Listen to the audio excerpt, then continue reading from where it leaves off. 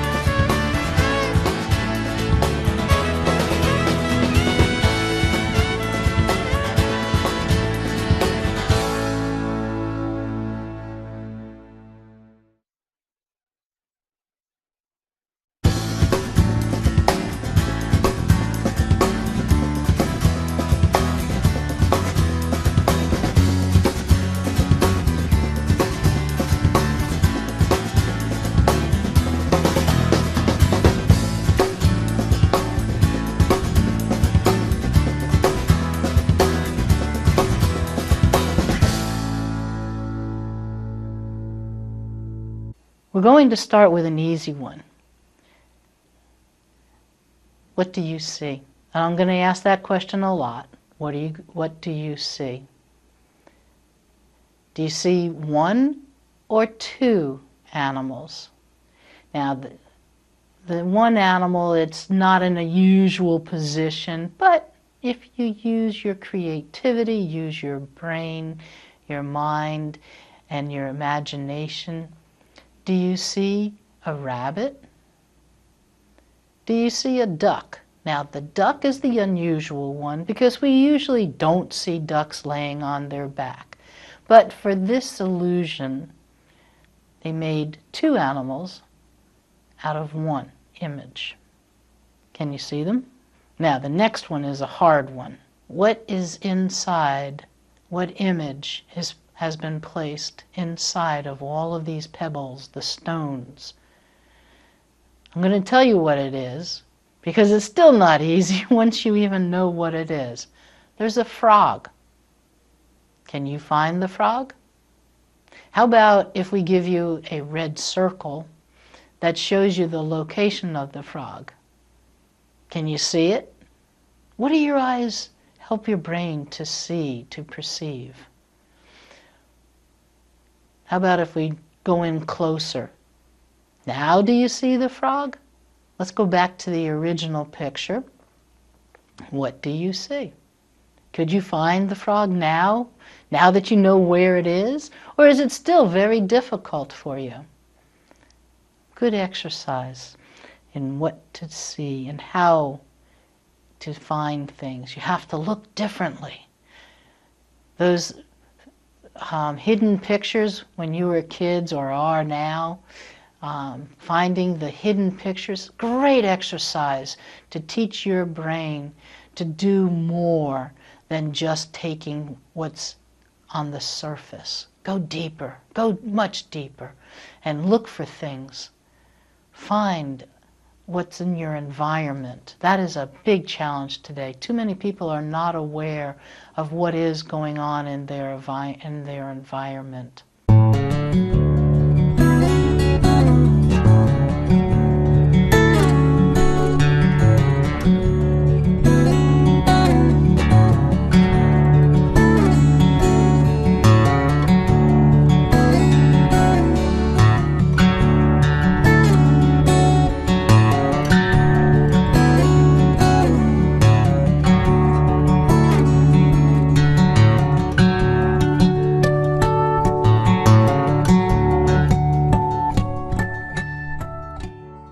I am very thankful for a friend.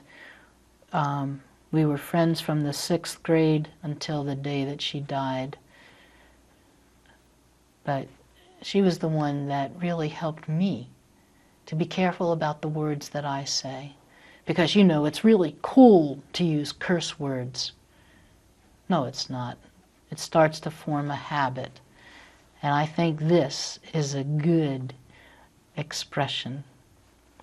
If you can't say it without cuss words, it's not worth saying. We need to clean up our speech. That will help. Air pollution of a different sort. Words. I love this picture. What do you see? Do you see an old man? Do you see a horse? How about somebody that's sleeping? Are there other things in this one? You have to look. What is really there? And what about this? What do you see? Do you see a man? Do you see a woman? Do you see both? Are there other things?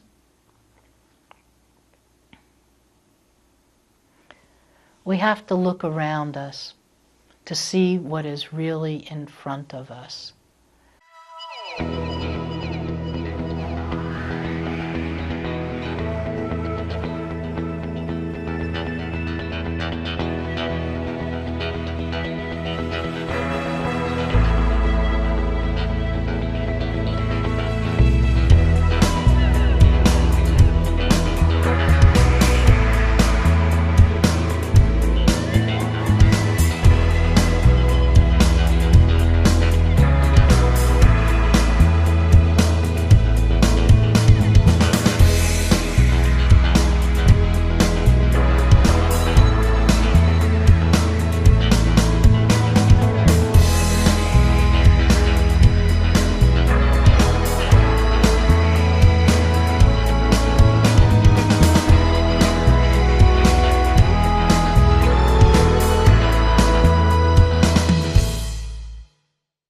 What do you see? What is this? Where are the lines going? How do they make your eyes move? Do you see the lines moving? What's going on? I'm going to show you several of those. Optical illusions. What is real? What's most important in life?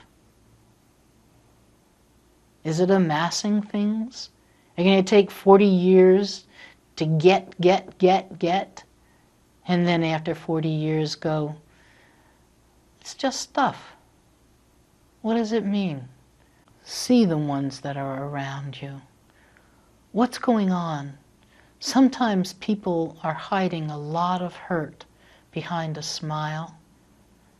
Get to know them. Go deep. Let's help people. Sometimes it's too late to make things right.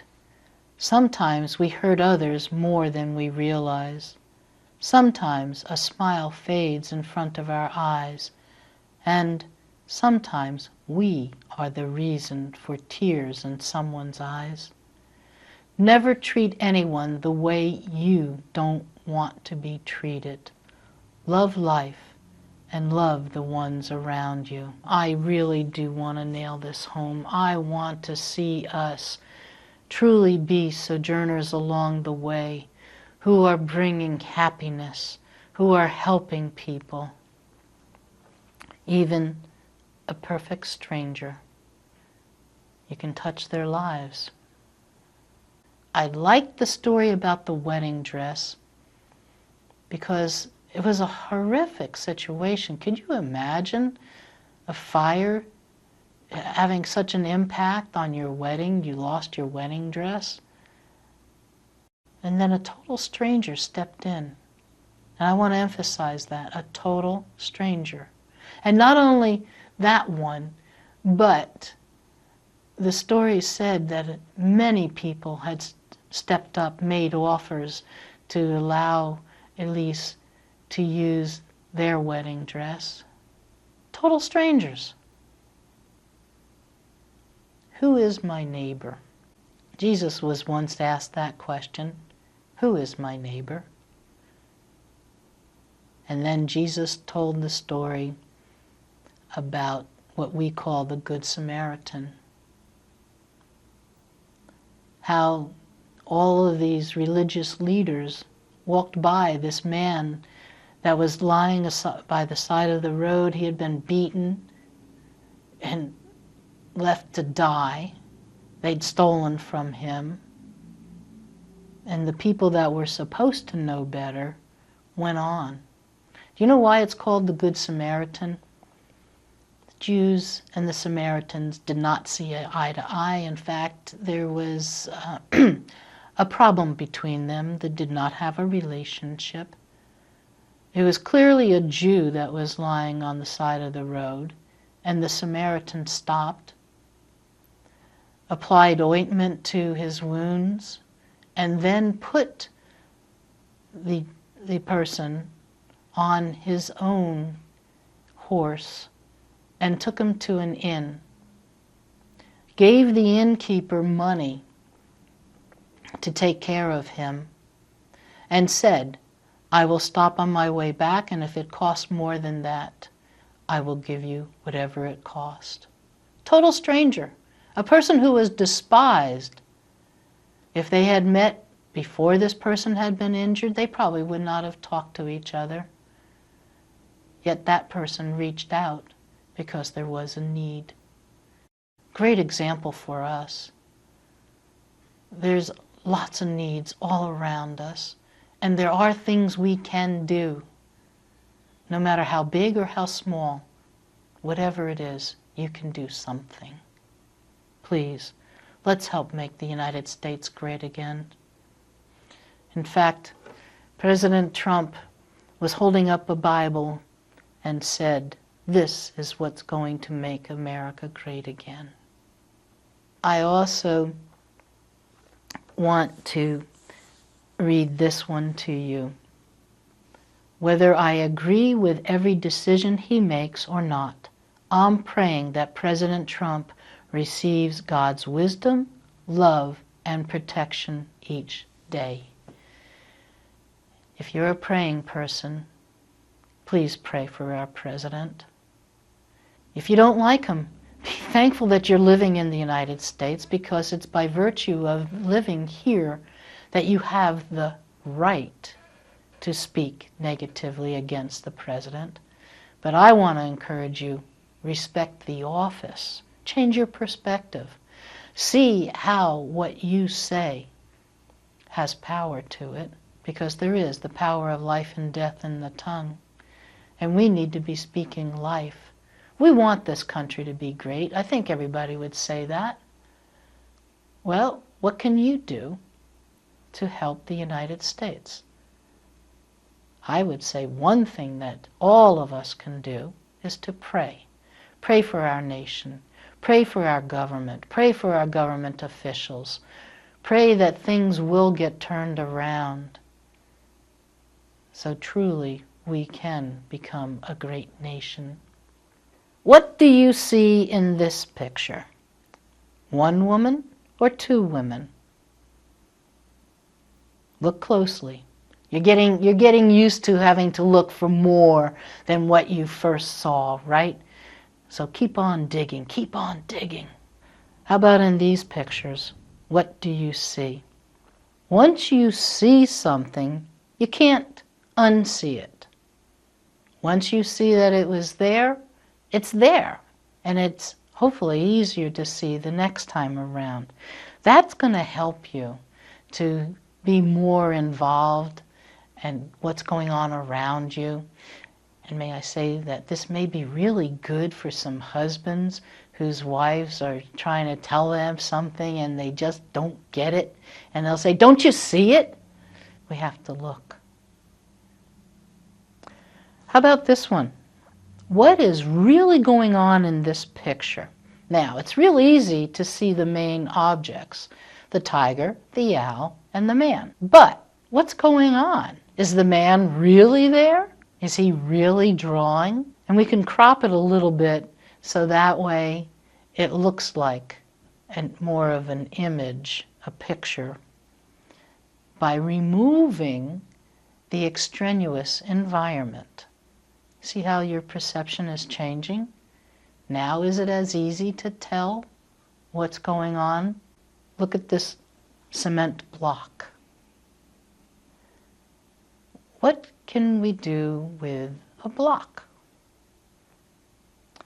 Well, you put it down on the ground, on the floor, walk around it twice, then you sit down and relax. You have just walked around the block twice. Again, a matter of perception. You could literally say, "I walked around the block twice," and it would be true. But when you say that, what are most people going to think of? What's the image that's going to go to their mind?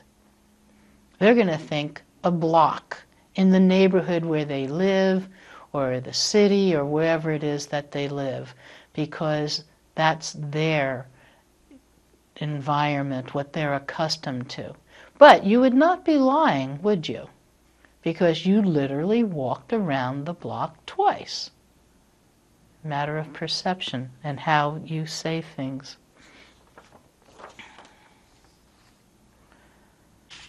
I want to add this to help us to change our perspective about people. Before you judge my life, my past, or my character, walk in my shoes. Walk the path I have traveled. Live my sorrow, my doubts, my fear, my pain, and my laughter. Remember, everyone has a story. When we added up the cost, we discovered the wedding we were planning would cost over $20,000.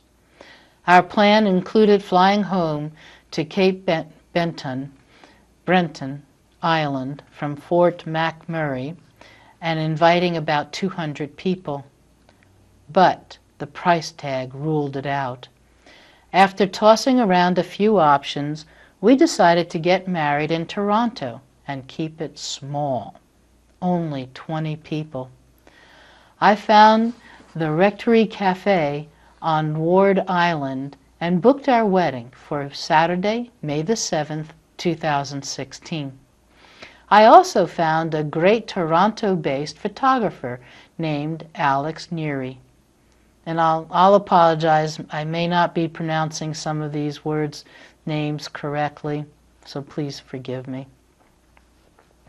A year before, I'd seen a wedding dress I loved at a store in Fort McMurray. They ordered one in my size, and it arrived just in time to take it to the dressmaker for alterations before our May 4th flight. I was so excited. When the fire broke out in Fort Murray on May 1st, I wasn't concerned. But on May 3rd, the fire escalated and the evacuations began. My dressmaker was up Abasand Hill, where the fire was really concentrated. Around 2 o'clock, I called to see if she might be able to grab my dress as she evacuated. "Eliza, I am so sorry," she said. "I'm not even home, and I won't be able to get there." I realized then my beautiful dress was gone. Our flight was the next day, but the road south to the airport was already closed. Fire was raging everywhere, and we were pretty much trapped. My fiancé, Brandon, was an hour south in Anzac on the other side of the fire. It was time to go, so I packed up our 4 animals, picked up Brandon's cousin's girlfriend and their little boy, and we all crammed into my SUV. Like everyone else, we could only go north to the camps. 4 hours later, we heard the road to the south had been reopened, so we headed back down to meet Brandon in Anzac. The Fort Mac airport was closed, so we debated the whole night whether to even bother with the wedding. Brandon's mother convinced us to go ahead with it, so we headed farther down to Edmonton. The traffic was awful, and we missed the evening flight. But we managed to catch a flight to Toronto the next morning. By now, Canadians everywhere were rallying to help those evacuating from Fort McMurray. My friend Alana in Halifax and my Toronto photographer Alex both asked how they could help. "I don't have a wedding dress," I said. "If you know anyone with a dress I can borrow, that would be awesome." They both jumped right on it with social media, and within an hour there were offerings pouring in. Overwhelmed with the outpouring of generosity, I had no idea what to do. Then Alex forwarded me an email from a bridal boutique in Toronto. "If you would like to come in and pick out a dress, there will be no fee. You can take whichever one you want." I was totally blown away. "Okay," I responded to Alex. "I think this is the best option. I can look at the few dresses and choose one. This is my wedding day, and I still want to feel good in my dress." So Alex set it up. After checking in at the Toronto hotel, I went with my mother and Alex to the bridal shop. We were greeted by the shop manager, who was absolutely lovely. She told me to pick any dress I wanted. I was overwhelmed by her generosity. The first dress I tried was lovely, but looking in the mirror, I started crying. "I can't wear this dress," I said. "It reminds me too much of the dress I'm supposed to be wearing and how much I loved it." I finally narrowed it down to 2 dresses, but I couldn't decide between them. That's when the manager said, "You're going to take both." She pointed to one of them, a beautiful lace dress with spaghetti straps, and said, "You're going to wear this dress to be married in." She pointed to the other one, a champagne satin dress, "and you're going to wear this one to the reception, so you'll just have to find time to change." I felt like a celebrity. I mean, who gets to wear 2 dresses on their wedding day? And while the lace dress I wore for the ceremony was a loaner, they actually gave me the other dress to keep.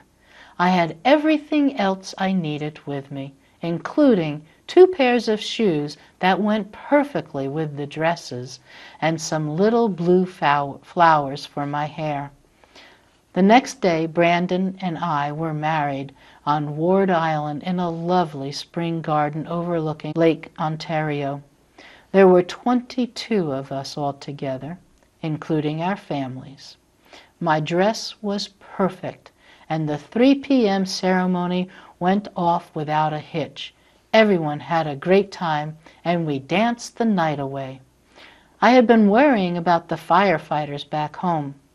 A number of them were clients of my massage business. 2 days before the wedding, my firefighting clients had texted me that my house was safe. I certainly appreciated knowing, but responded, "I'm glad you are safe. Please don't worry about my home. Just stay safe." I still cry thinking about those kind firefighters. I knew how hard they were working and how devastating the fire was, so I sent messages all day Friday and Saturday to help keep their morale up. On my wedding day, I got calls from 2 firefighters with congratulations and best wishes. "Why are you calling?" I asked. "You must be exhausted." But the day before the wedding, they kept seeing the story of my dress in the news and said it was great to have something positive to think about.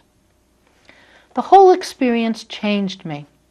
I don't make a big deal out of small things now. Like many people here, I'm purging my possessions. Things are just stuff, after all. That fire gave me a new perspective on what is really important in life. Things like friendships, people helping each other, and strangers who are so kind they will give you a wedding dress. Where do we need to change our perspective? I have a friend, a couple, married couple, that for 40 years were collecting things, stuff. And then after 40 years of marriage and collecting stuff, they looked and said, it's all just stuff. And now they are, quote unquote, downsizing. What really is important is what Elise learned in her experience. What's most important?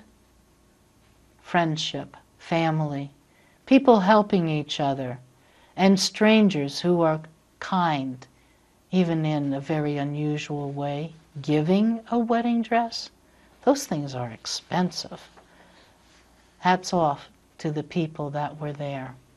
And a big thank you to those firefighters, too.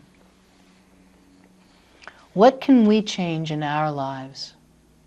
What stuff is just collecting space in your house, your garage, your basement, your attic?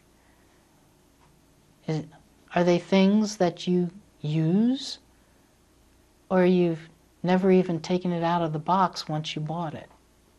Perspective. Cleaning up life. In fact, I've used this site before, The Science of Happiness, and they suggest that to truly experience happiness, do something for someone else.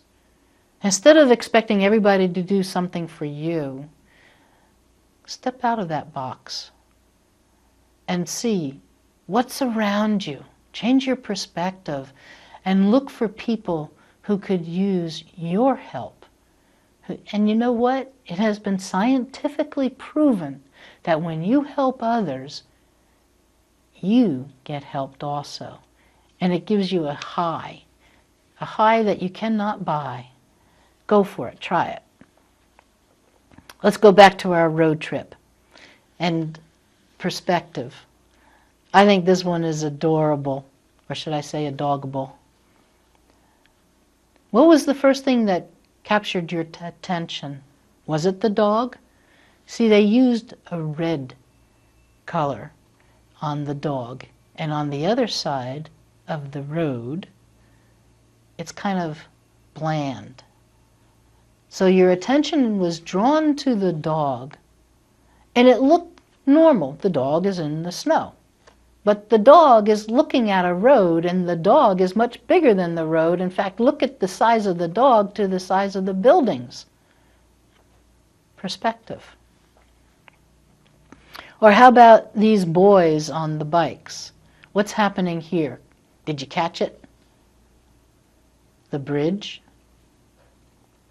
How is it possible to have one be upside down and the other one right side up? What is right side up? This is one of my favorite ones about the road theme. Look at all these cars. Now look carefully, because you might miss it if you don't look at the whole thing. What direction are the cars going in?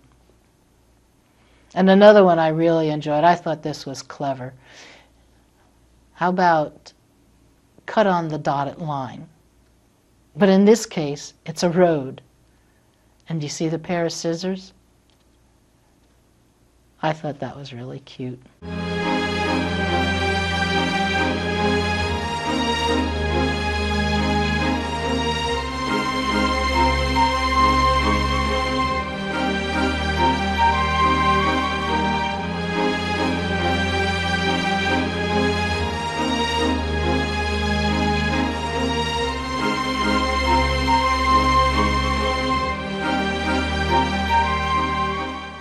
That kind of is a commentary for some of us, isn't it? We wouldn't get very far with the money that we have. But use your imagination. Where can you go? You can travel all over. You can even travel in outer space, through the universe, the galaxies. Use your imagination, and you will go very far. Give you another story, something to think about, perspective. In a mother's womb were two babies, baby A, named Atheist, and baby B, named Believer. Atheist asked the other, "Do you believe in life after delivery?" Believer replied, "Why, of course. There has to be something after delivery. Maybe we are here to prepare ourselves for what we will be later." "Nonsense," said Atheist. "There is no life after delivery. What kind of life would that be?" Believer said, "I don't know, but there will be more light than here. Maybe we will walk with our legs and eat from our mouths. Maybe we will have other senses that we can't understand now." Atheist replied, "That is absurd. Walking is impossible, and eating with our mouths? Ridiculous. The umbilical cord supplies nutrition and everything we need. But the umbilical cord is so short.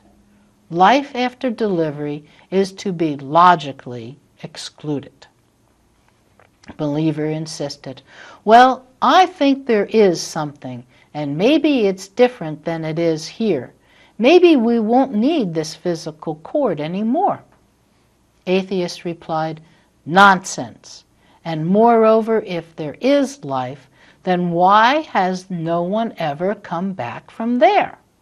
Delivery is the end of life, and in the after delivery there is nothing but darkness and silence and oblivion. It takes us nowhere." "Well, I don't know," said Believer, "but certainly we will meet Mother, and she will take care of us." Atheist replied, "Mother? You actually believe in Mother? That's laughable. If Mother exists, then where is she now?"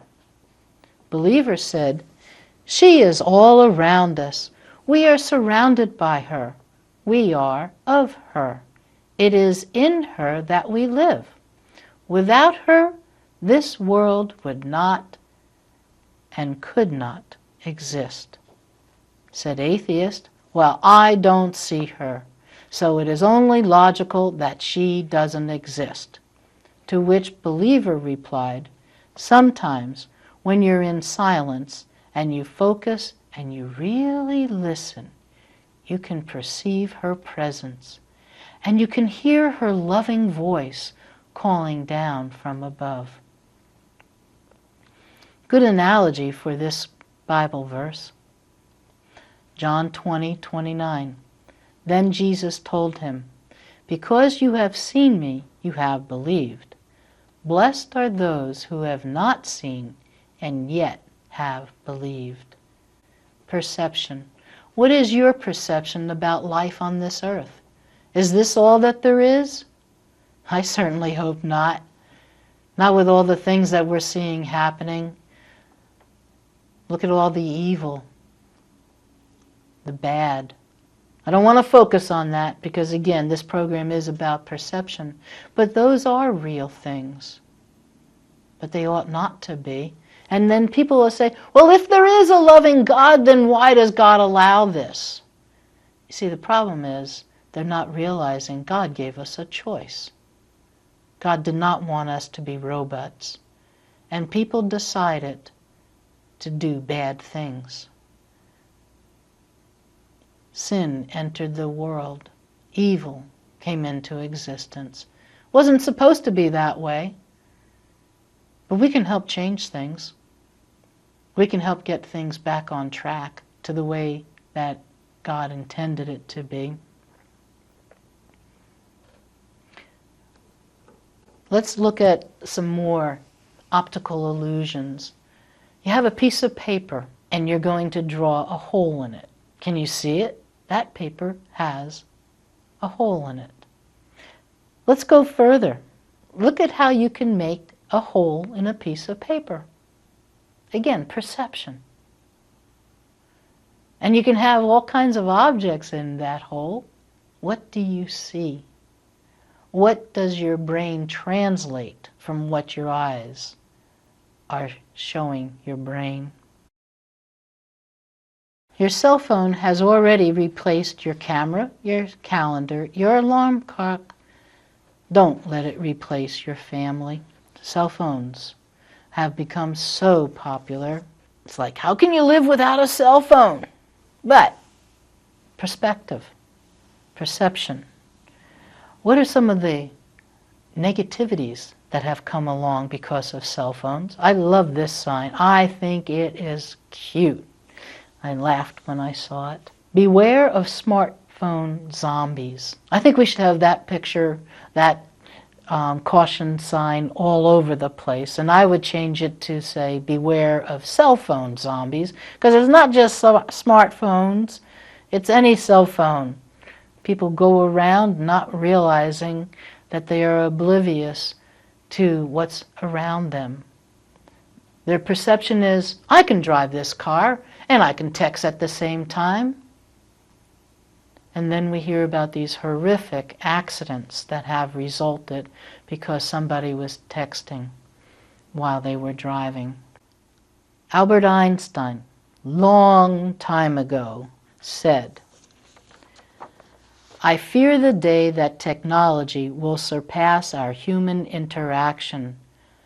The world will have a generation of idiots. We have students that are graduating from college and they can't put a good sentence together. Forget about doing math and science. I'm sorry, I can get off on a tangent on that about that because I am an educator. But on the subject of schooling, a topic that we really need to address in our country right now is bullying. And I came across this story.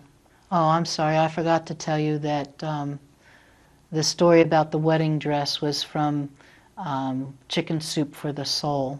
And I forget where I found the one about baby A and baby B. So forgive me for not giving you the documentation on that. This one is from Geekville. They bullied him in school and had fun crushing his dreams, but never thought it could lead to this. This graduation ceremony is unlike any other. The valedictorian gives a silent speech. The class president comes up to the podium to shock everyone in the school.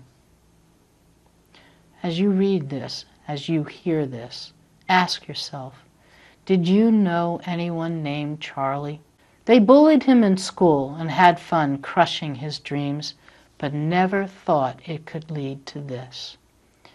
Jess was well liked by everyone, so everybody anticipated what he had to say as he walked up to the microphone on graduation day.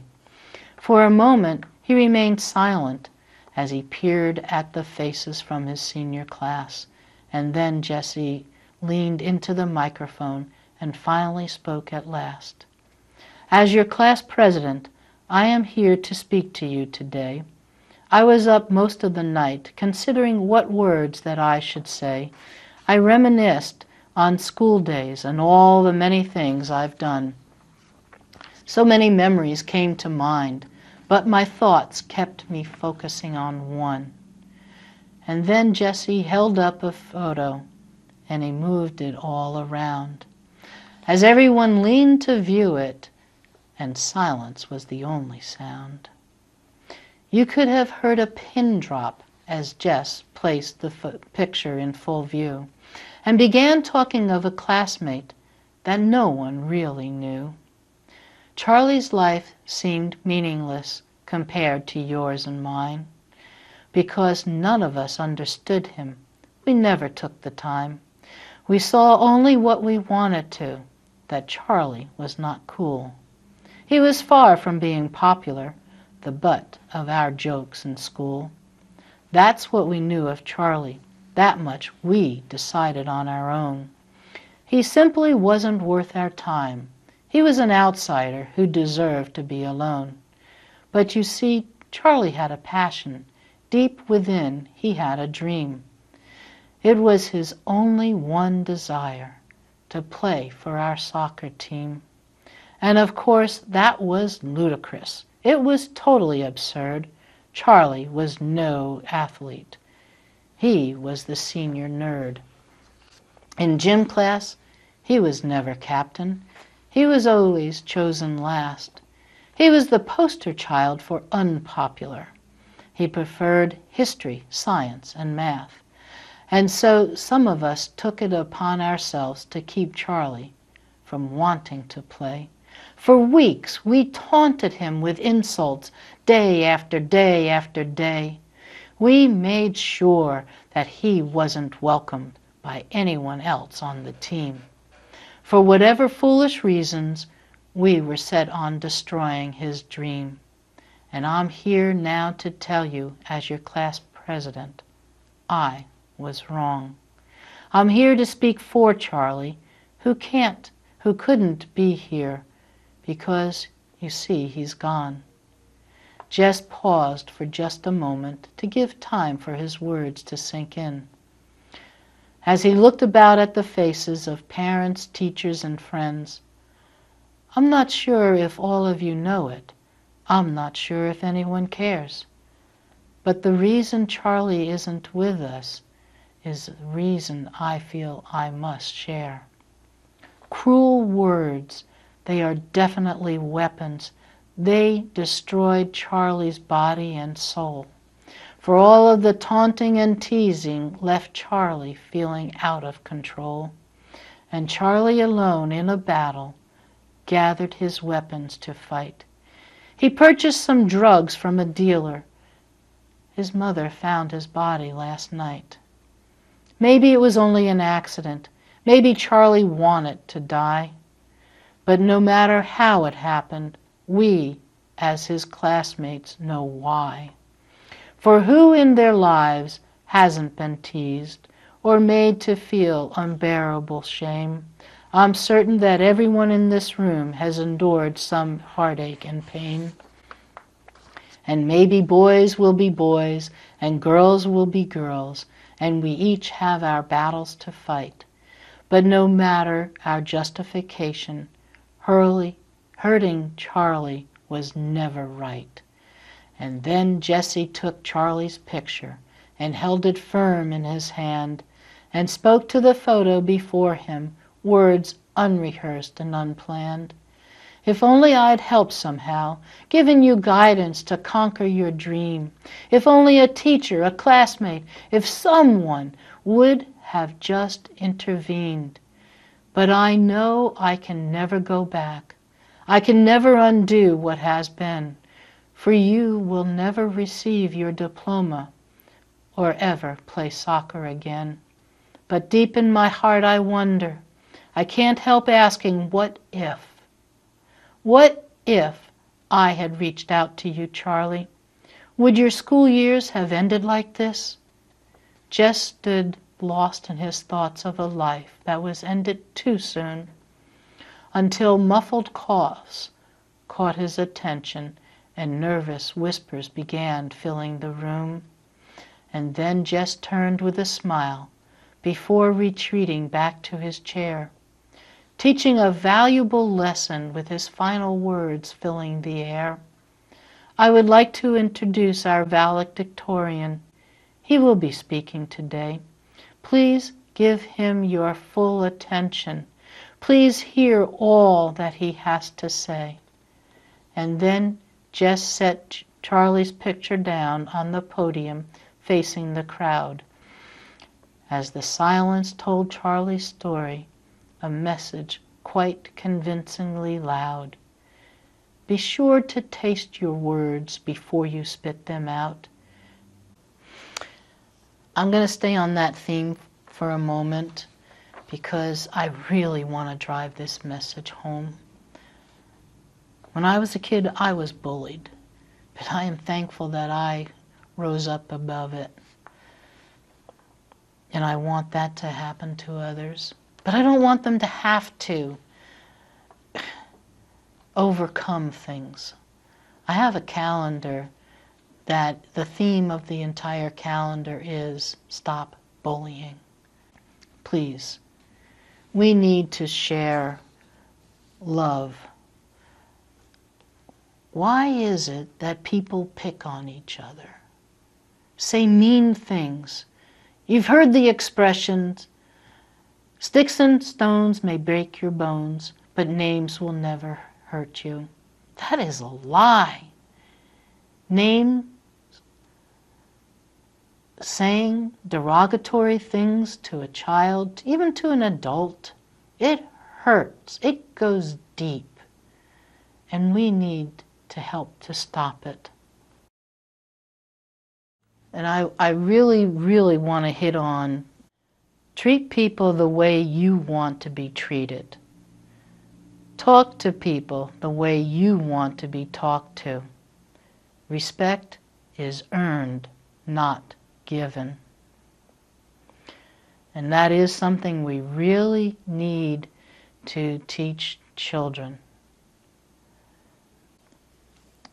A child that is allowed to be disrespectful to his parents will not have true respect for anyone.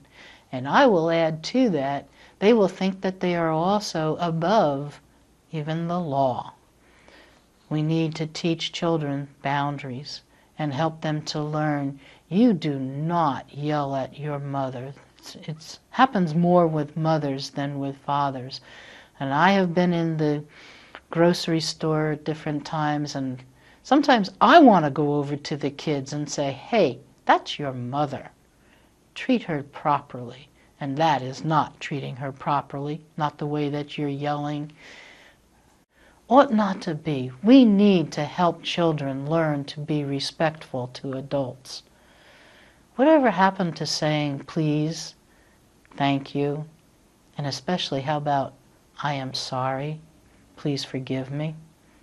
We need to reincorporate those words into our vocabularies to set the example for the children, that they'll see us saying please and thank you. I am sorry, please forgive me. Very, very important things. Let's take this expression to heart. I always wondered why somebody didn't do something about that. Then I realized I am somebody. And I say that to all of us. We all are somebody. We need to be reaching out to others to help them.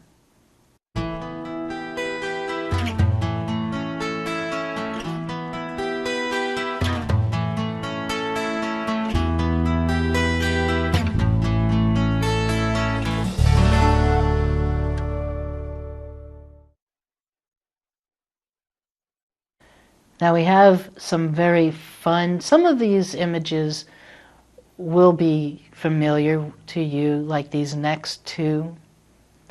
Look at it carefully. Look at the stairs, look at the windows, look at the objects. What's happening? Can you decipher them? What's real? What's not real?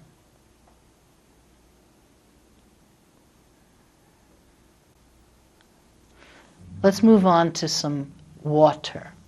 And I say water. I'm from New Jersey. That has 3 D's and 2 R's in it. So you have to learn how to say it properly. Water. Here's a glass of water. How about this one? You've heard the expression about half empty, half full. I have used a picture of a cup that I have that says half empty, half full. I always wished that it was the other way around, that the half full was on the top and the half empty was on the bottom, but logically it wouldn't work that way, would it?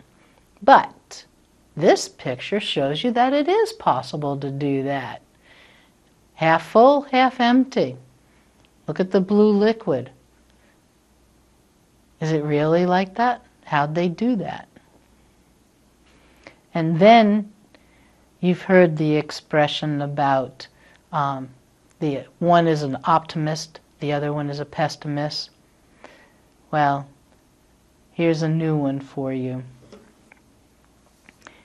Dear optimist, pessimist, and realist, while you guys were arguing about whether the glass of water was half full or half empty, I drank it. Sincerely, the opportunist. I thought that was so cute. Yes, be an opportunist. See the things around you. And what can you do as a result? How can you add to your life and to someone else's life? Now, obviously, the opportunist was not. He drank it. Or she. But what opportunities are right there in front of you? What can you do? It is interesting. This actually happened. I was sailing with my father, and all of a sudden, a squall came up. Now, the boat was not a big one. It was a small sailboat. And I was very afraid. Now, I have not called my father Daddy since I was a kid, but I was scared. And I said, Daddy, help! And all we did was change the direction of the sailboat. And everything was calm. Now, the squall was still, we could see the waves, but by changing our direction, it changed how the boat was being affected by what was going on all around us. In fact, it's been scientifically proven that in the midst of a tornado, with all that destruction, all of that twirling and twisting and everything going on, right in the center of it is peace. And I guess today is my day for hitting some scriptures, because I want to give you another one, another scripture. Be anxious for nothing, but in everything by prayer and supplication with thanksgiving, let your requests be made known to God. And the peace of God, which surpasses all comprehension, will guard your hearts and your minds in Christ Jesus. I love that scripture, and I formed my own analogy for it. I look at it as there are the angels fighting against the demons, and I'm the football. Okay, it's a football game. I use the word fight because, sometimes football games can get rather physical. But the demons against the angels. I'm the football, and it's the responsibility of the angels to take me down the field for the touchdown. And you know what? They always win. We can have peace in the midst of our storms, no matter what is going on. Again, prayer is so vital. And prayer doesn't have to be complicated. It's just talking, the same as talking, having a conversation with the lover of your soul. Perception. How do you perceive God? Is it like baby A or baby B? Is there something beyond this life, or is this life all that there is? And again, I say, I sure hope not, because if this is all there is, may I get a refund? May I turn it in for something else? And I'm not totally serious when I say that. I'm half serious, because I feel I have gotten to do a lot of things in my lifetime that I am very thankful for. I love to learn, and I have collected education. In fact, I'm back in school once again. For the 4th time in my life, I am an Ohio University student. That wasn't my plan, but I'm thankful because I'm learning what I've been doing for these past several years since I came back from China, producing a television program. I'm now taking classes in how to do that. And I'm really excited because the executive director has now put Photoshop on one of our computers. So now I'll be able to do some fun things to make our programs more interesting. I hope. And I look forward to learning more. I haven't had a Photoshop class yet, but I will. But I did have an Illustrator class. And every time I needed help and I asked somebody for help, they always took me from Illustrator over to Photoshop. So by default, I was learning some things about Photoshop. So again, matter of perception. They couldn't do it in Illustrator, but they could do it in Photoshop. But I want to learn how to do Illustrator and Photoshop. That's just a sidebar, okay? Moving along, and this is another really positive thing for us to learn. Never be a prisoner of your past. It was just a lesson, not a life sentence. How many people get stuck in the past and they whip themselves? They can't forgive themselves. They can't let it go. Help them, please, help them. Tell them, never be a prisoner of your past. It was just a lesson, not a life sentence. We have to help pick people up and let them see that's in the past. And forgiveness is so powerful, and sometimes the person we really need to forgive is ourselves. I am so thankful. In fact, I wrote this on Facebook, that I am so thankful that when I make mistakes, God uses an eraser and wipes them out. I wish people would do that too. I acknowledge, I know I'm not perfect. And if I didn't know it, I have people that tell me this. They let me know that I'm not perfect. Wouldn't it be much more healthy and helpful if people would draw alongside and say things in a manner that can be accepted, that will help us to help each other, to pick each other up, to offer people the love, grace, mercy, things that we want in our lives?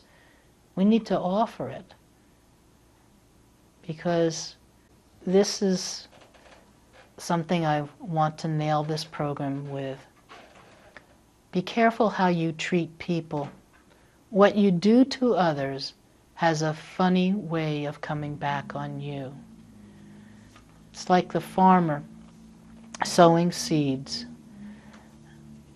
What you sow is what you get. If you sow seeds of love, love will come back to you. And another scripture is, keep on casting your bread upon the water, because in due season it will come back to you. But we don't know how long that season is. Keep on doing good. Keep on helping people. Perception. Let's let it be love.